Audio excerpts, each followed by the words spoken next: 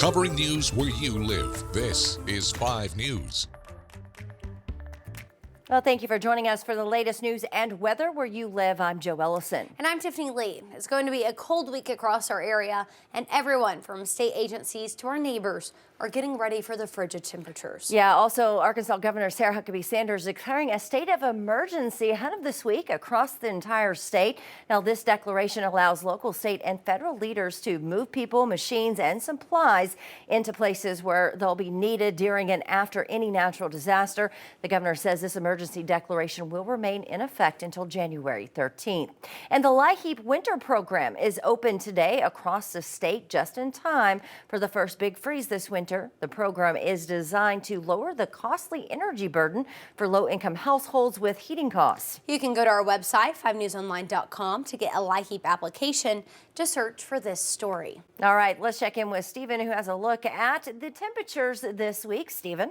It's going to be frigid pretty much all day today and really over the next several days. Daytime highs today when it comes to the wind chill values only into the teens across northwest Arkansas, across the river valley, only reaching up into those low 20s. We're going to see sunshine for today, but it's not going to warm up those temperatures by very much. By the time I'm waking up tomorrow morning, it's going to be a little bit warmer, but still very bitterly cold out there with wind chill values in the single digits and teens across northwest Arkansas, those teens and 20s across the river valley as kiddos are going back to school for tomorrow, and we got a lot of people getting back into that routine into the new year. It's going to be very cold over the next several days, and unfortunately, by the time we get closer towards the end of the week, that's going to be that next big system. Thursday night into Friday, snow chances look much better than what we saw from this system. We look at what it could look like, and we're talking about maybe some significant snow chances later on this week, which could majorly impact the end of the week going into the weekend. Northwest Arkansas over the next several days, very cold, especially in the morning hours, but daytime highs don't climb above freezing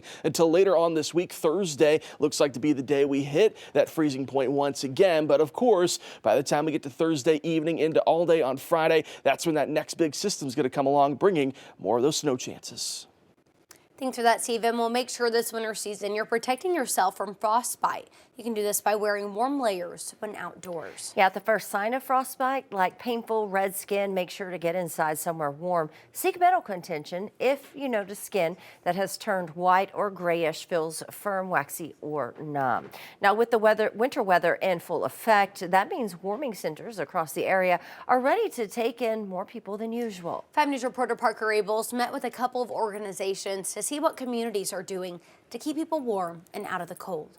Warming centers across northwest Arkansas and Fort Smith have been preparing for nights like Sunday for a while, including Seven Hills and Salvation Army. So during the day, we will be open at Potter's House, which is the Jefferson School. We'll be open from 6 a.m. to 6 p.m. there. People can come inside. We'll have meals there. They can bring their pets there.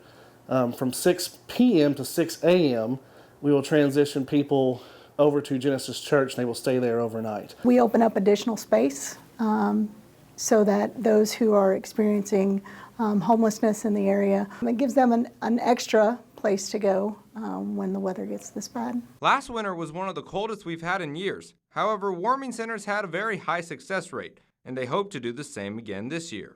Well, last year we didn't have anyone pass away due to the cold weather, so that was a big gain for us. It was a big learning experience for us because it was 9 straight days, and it was kind of trial by fire last year. And so this year, we've put a lot of effort into it. We've had a lot of planning. We have that experience from last year, and this year we anticipate things to run really smooth. This isn't anything new for us. We shelter 365 days a year, so all it causes us to do is increase our capacity. And these warming centers can hold quite a few people. We have about 46 beds here in Fayetteville, and we can increase that to 66. I think last year one day we had 120, so it was anywhere from 80 to 100 and so every day. And their ultimate goal is to serve those who would be sleeping outside without them. We always want to make sure that there's plenty of room at the inn.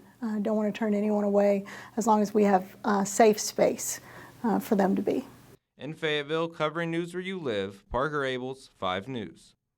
Well, thank you for joining us here for the latest news and weather. Make sure to catch up with us again tomorrow right here for more. Have a great day.